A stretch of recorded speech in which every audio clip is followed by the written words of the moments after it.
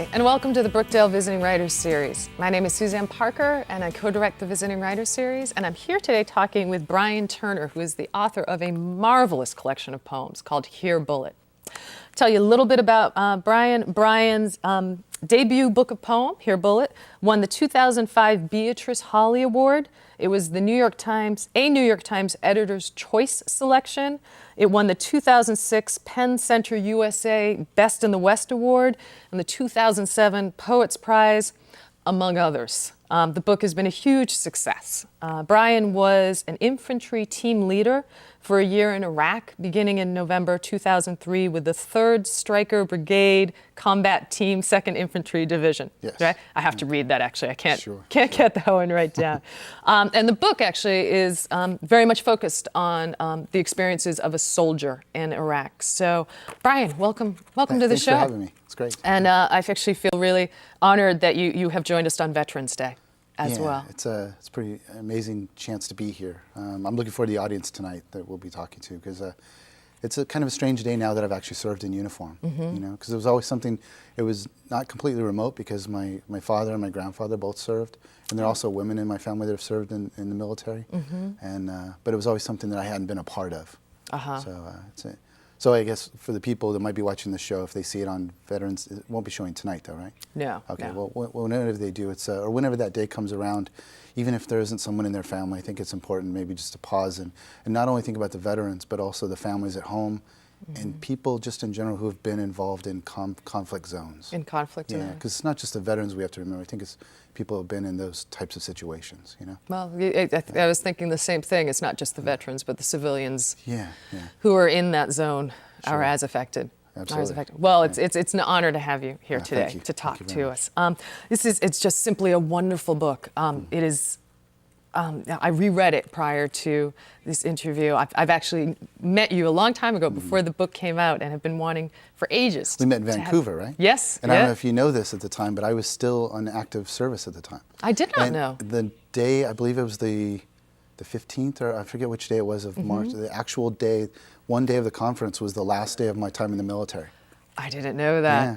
You may have told me that over like beers late at night at some point. But I was you so looked awfully blurry happy on the last sure. night. No, I didn't know that. And the book wasn't out yet. No, I remember you talking about it. Yeah. You were also talking about Fish House, which is right, the Fish House poems. There's a Matt O'Donnell has a website up in Maine, and for those who don't know, it's sort of an oral archive of emerging poets, I guess I'd say. So you won't find like a Yusef Kouaniaka or Bruce Weigel, someone who's been around for a while, but someone like me, maybe a first book kind of thing.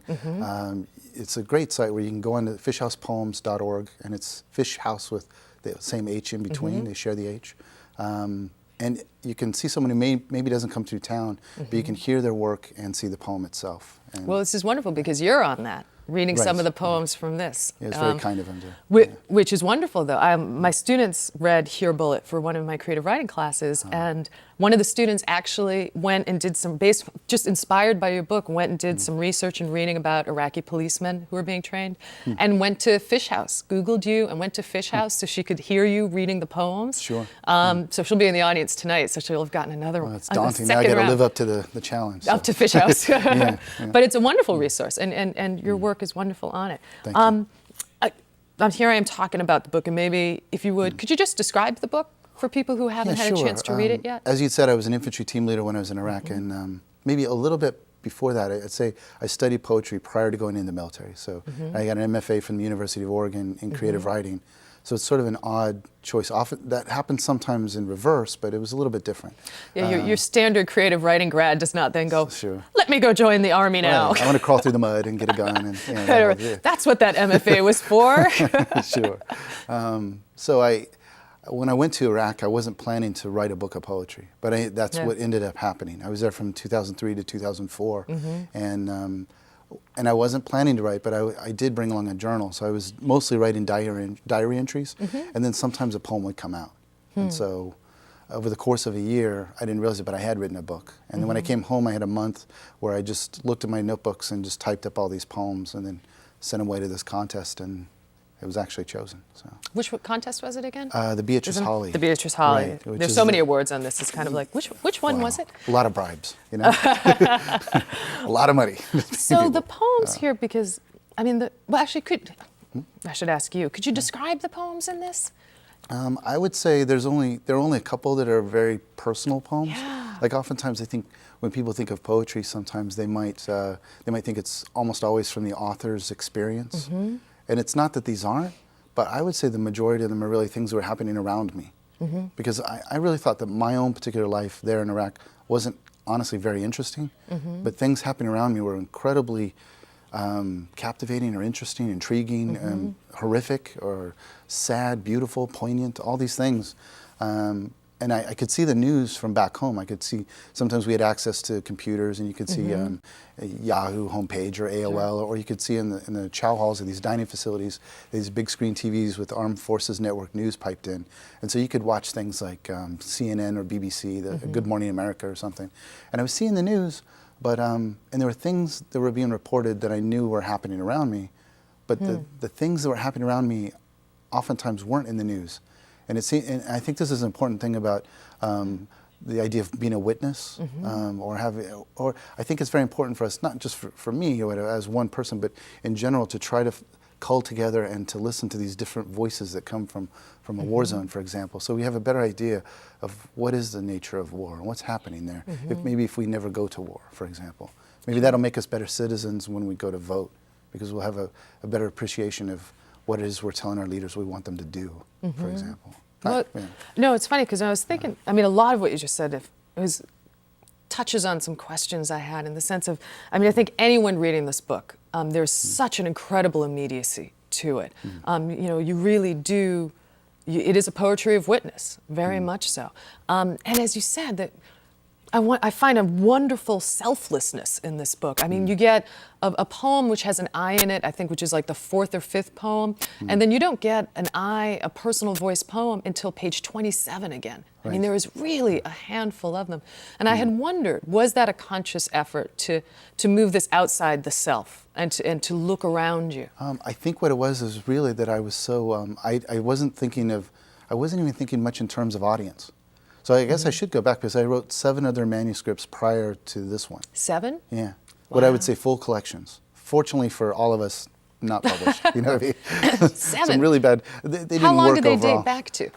Ever since the 1994, MFA? right around there. Wow. And to 96, I wrote one while I was in college, and then from there, I wrote one when I was in Bosnia, one in Korea, these different sort of themes, one about inventors. Yeah. There's a maxim in poetry that says that every 10th poem is about poetry itself, which is just boring in a sense. So the maxim says, so stop doing that, basically. But I thought, well, maybe I should make that my maxim. So I wrote an entire book about the art of the creation process of being a poet and making poems. And Ars Poetica. Yes, exactly. Yes. And in doing those, I learned a lot, but none of them ever became. Fortunately, they weren't published. Many of the pieces were in magazines around the country, that kind of thing. And I'm going off on a tangent there. I'm not sure. Tangents are good. But when Here Bullet came in, because again, I was talking about the idea of how selfless I find the book is, and how was that a conscious choice? Yeah, and this is the point, I guess. When I did finally go to University of Oregon back in '94, I'd studied, for example, the poetry of witness as sort of a concept. Like, here's a poet who's done this, here's another poet who's done this. Yeah. And I was... Was that something you were attracted to, or was that something that was part of what you studied amongst other things? Very much so. And I really think that most artists are being a witness to themselves or their time, or that's part of the process. So I don't really think it's devoid of any work I ever did. It seems sort of a concept that I thought of. And especially the poetry of witness in the sense of being under duress or in a very stressful situation, for example, like a war zone. Yeah. And when I was in Iraq, I found myself, I wasn't consciously thinking, oh, I'm being a poet of witness. Although sometimes afterwards, I was interviewed and I would say, oh, I thought of myself sometimes as like an embedded poet, you know? Because I did kind of think of that, because I thought, what's my point here? Why am I even here? I prefer that to the embedded reporter any day. But when I was there, I think a lot of things that I'd studied previously felt sort of rooted. So some of the concepts that I'd study, like being a poet, a witness, or even just the craft work that I learned in college about how poets construct poems. Those things had been sort of theories and things I'd practiced. Like I'd read some famous poet's poem and then I'd try to sort of mimic it. And then but by the time I was in Iraq, I'd done that for a while. And then I found myself in a moment of duress and a lot of pressure and stress in a place that's has incredible kind of pressure on the individual. And in groups, there's pressure, which creates other sort of dynamics between them, like the other soldiers I worked with. And I'm sure there's I don't know, I'm not a sociologist, but the sort of dynamics between a soldier in uniform as I walk down the street and I have a weapon in my hand, and then we meet, you know. And maybe you're an Iraqi and I'm an American with this gun, and I'm trying to create a relationship, a friendship, as maybe you're a shop owner or something.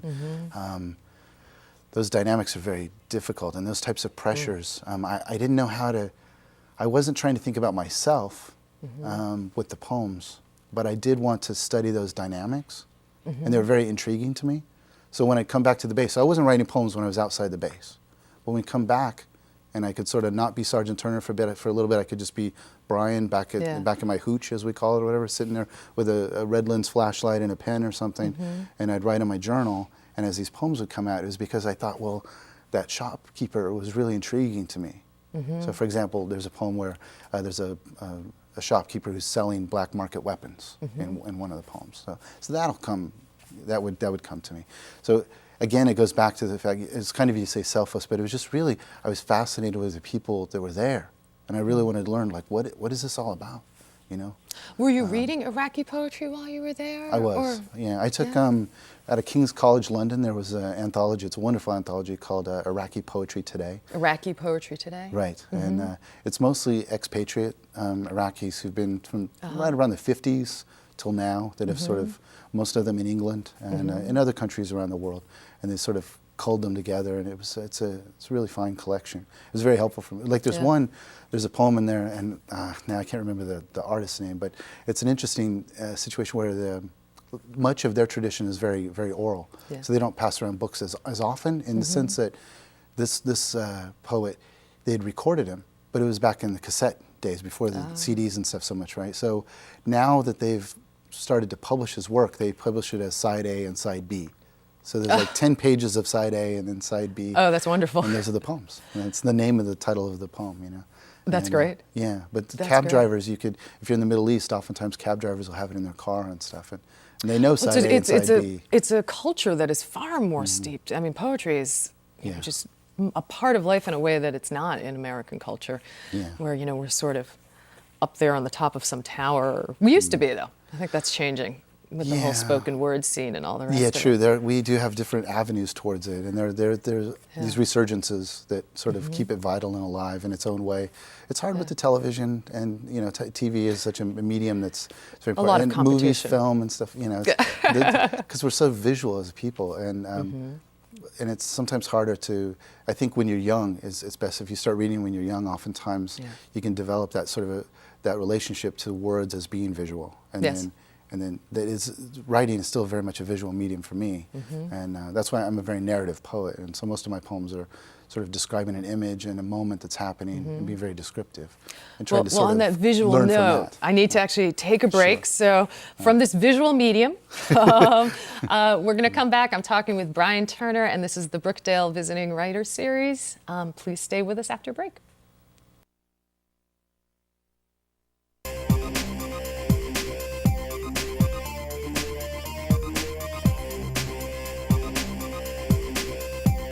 My name is Mike Vigiano. My major is criminal justice. I'm a student athlete. I play for the men's basketball team. I came to Brookdale because I was at home in Marlboro all the time, and I figured this is a great school to go to because it's right here and I can commute back and forth and have a job and also play for the men's basketball team at the same time. Well, the coach is great, the team is great. We got a great season going for us. Practice all the time. It's getting me in good shape, so I'm also able to do good at school because it's only 2 hours of practice a day, and I can focus on my schoolwork as well. I've learned a lot playing basketball at Brookdale. I've learned it's more of a team game than in high school where it was just based on a few players. Here, all 5 of us have to go on the court and perform every time at our best. Going to school at Brookdale, the campus is great. New Jersey is a great place to be. The weather changes, so when it starts to get nice out during the spring, I love coming to the campus. It's really nice out, walking through, seeing everyone. A lot of people are friendly here. Teachers are friendly, so it's a great school to go to. After I graduate Brookdale, I want to become a firefighter, so I hope I can take my career and become a successful firefighter after Brookdale. My name is Mike. I'm a future firefighter, and you're watching Brookdale TV.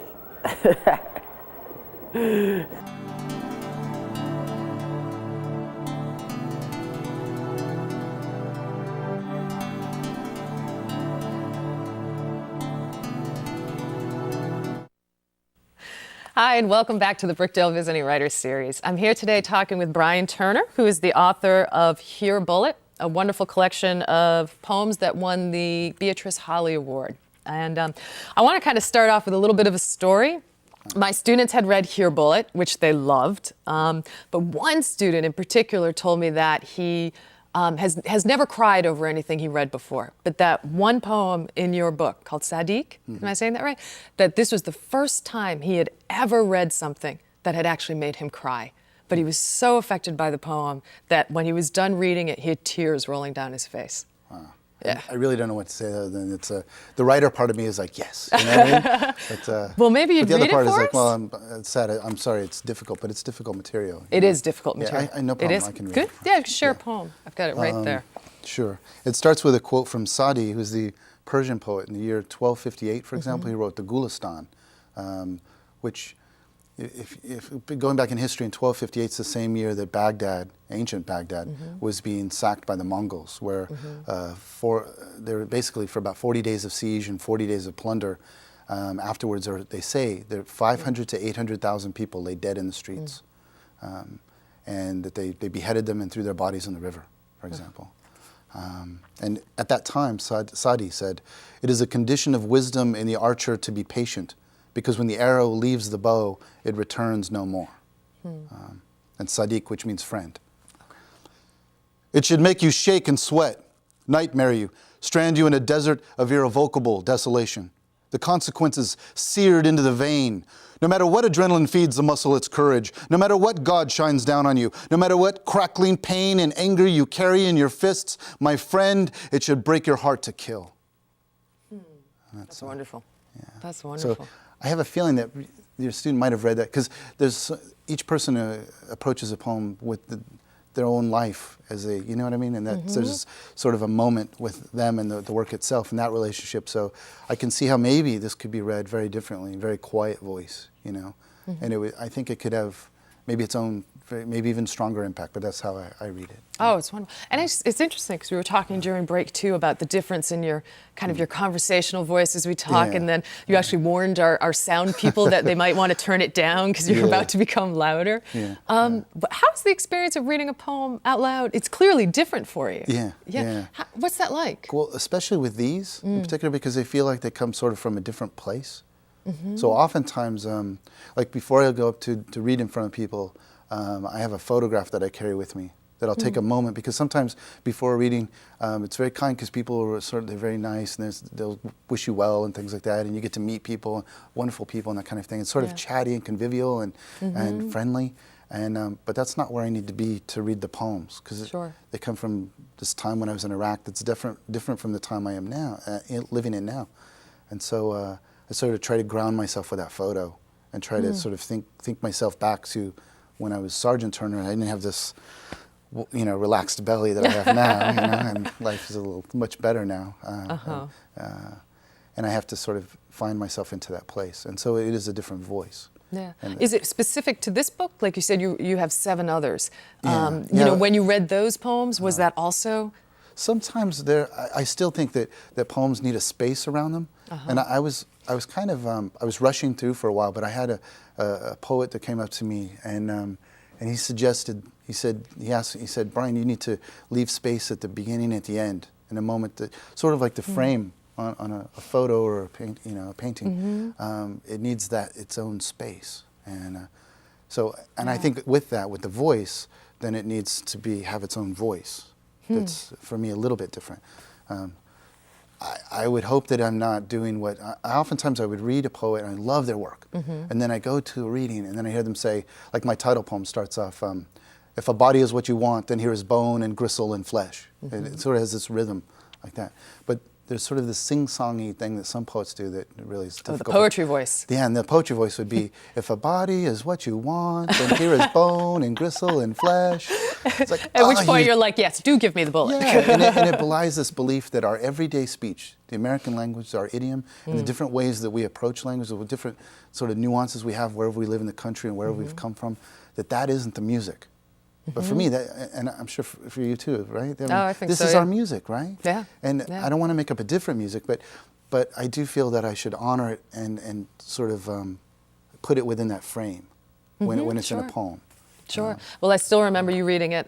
The Dodge Poetry Festival, which is sort of New Jersey's big biannual poetry America's Woodstock. Big, Yeah, it's the biggest thing in America, right? Yeah. And you reading, it was sort of it was like a poetry, like chocolate sampler box. It was the big, you had Mark Doty read and the Marie Howe, and it was like everyone read 2 poems, and you read Wilfred Owen's Dulce and Decorum Est, Yes. and then one of your own poems, and just took the 10,000 person house down. I mean, it was wonderful. And I kept thinking, this is sweet, Brian. It was of the soft voice, Brian, because you got up there, and it's particularly with Wilfred Owen's. It is the best reading of Wilfred Owen's Dulce and Decorum Est I've ever heard, hands down. Wow, you just that's roared. very It was kind, marvelous. very kind, yeah. It was marvelous, and it was interesting to see the transformation when you actually performed your work. I was really I was scared actually because I looked. I would have been peeing in my pants. Because I Gerald Stern and Jory Graham. And I look at all these people that I'd studied in college and Pulitzer Prizes and stuff, and then I'm this rookie guy that has 1 book, and I thought, holy.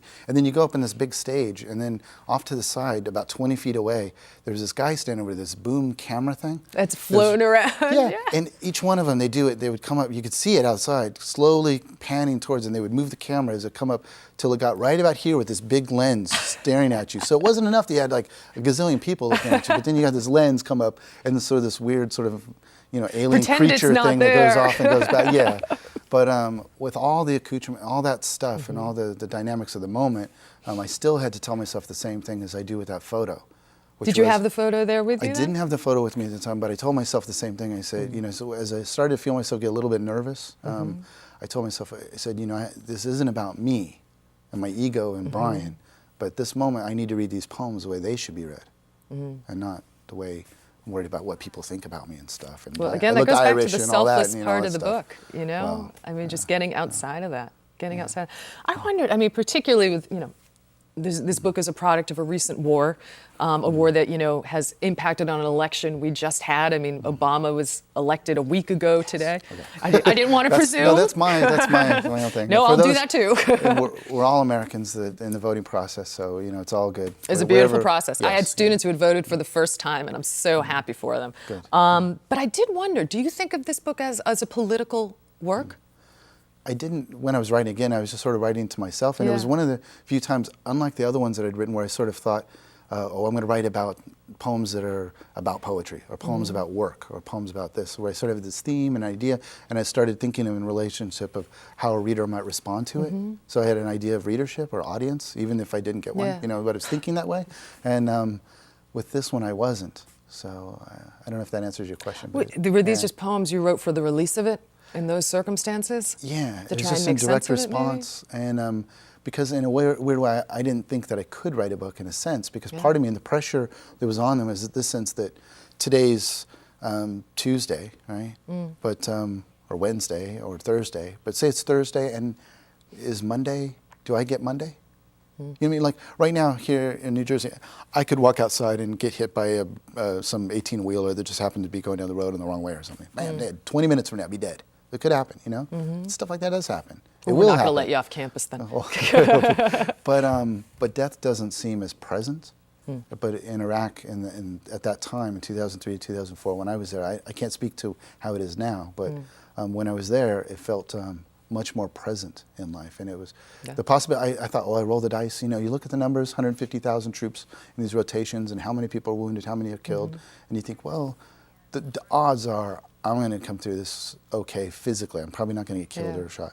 And but I think any sort of rational, sane human being going overseas into a combat zone as a soldier or a war correspondent or anything to do with that, they're going to come back with baggage. And if they don't, it's probably because they're the small percentage of our population that's, sociopath to begin with.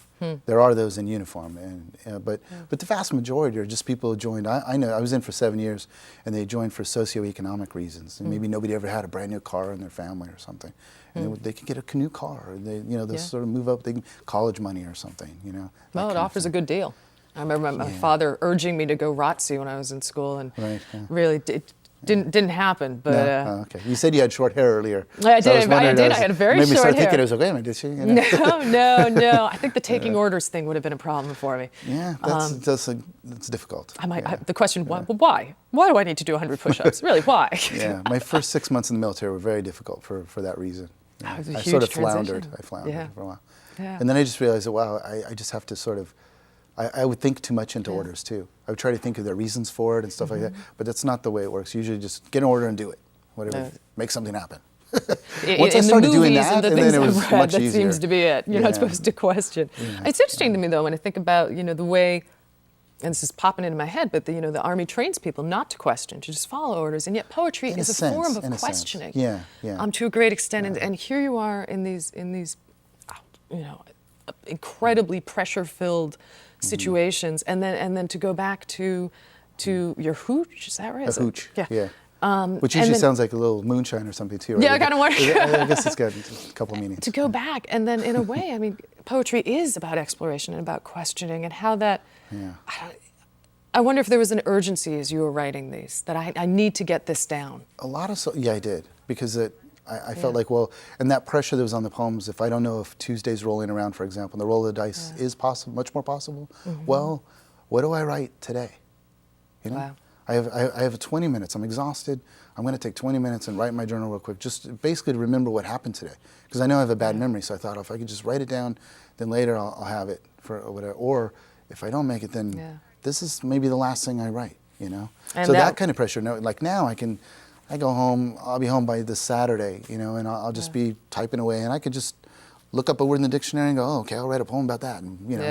And, it was a very different dynamic. Different dynamic. Yeah. Well, the poems in here, which were written in Iraq and have sprung from your experience in Iraq, are wonderful. It's an incredible collection called Here Bullet, and I'm afraid that's all the time we have to talk. Wonderful. Thank you for the time. Thanks for being with us here on Veterans Day, and for this wonderful book. I think it is a truly, truly important book. So it's called Here Bullet, and thank you for watching the show.